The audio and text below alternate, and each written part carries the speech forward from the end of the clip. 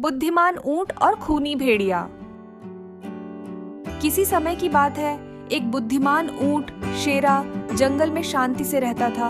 उसकी समझदारी के कारण सभी जानवर उसे बहुत पसंद करते थे। जंगल में हर जगह शांति और खुशहाली थी। जानवर एक साथ रहते और किसी का कोई डर नहीं था।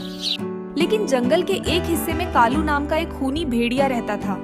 वह हमेशा शिकार की तलाश में रहता और कमजोर जानवरों को मार देता। कालू कई दिनों से भूखा था। वह एक बड़े शिकार की तलाश कर रहा था ताकि कई दिनों तक उसका पेट भरा रहे। अचानक कालू की नजर शेरा ऊंट पर पड़ी। उसने सोचा, यह ऊंट बहुत बड़ा है, इसे मारकर मैं कई दिनों तक खा सकता हूँ। कालू ने शेरा को चालाकी से फंसाने की योजना बनाई। उसने शेरा के पास जाकर दोस्ती का नाटक किया। शेरा समझ गया कि कालू की मंशा ठीक नहीं है, लेकिन उसने चालाकी से कालू की चाल का हिस्सा बनने का नाटक किया।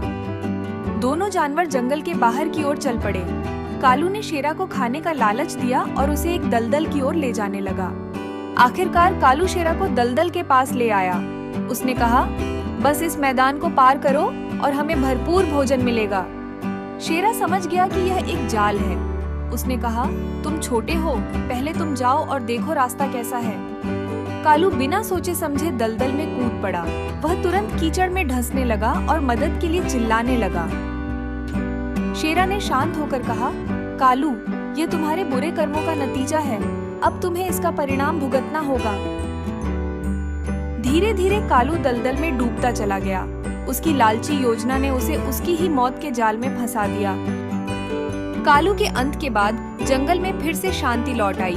सभी जानवर शेरा की बुद्धिमानी की तारीफ करने लगे। सीख, जो दूसरों के लिए बुरा सोचते हैं वे अंत में अपने ही जाल में फंस जाते हैं। लालची कुत्ते की कहानी।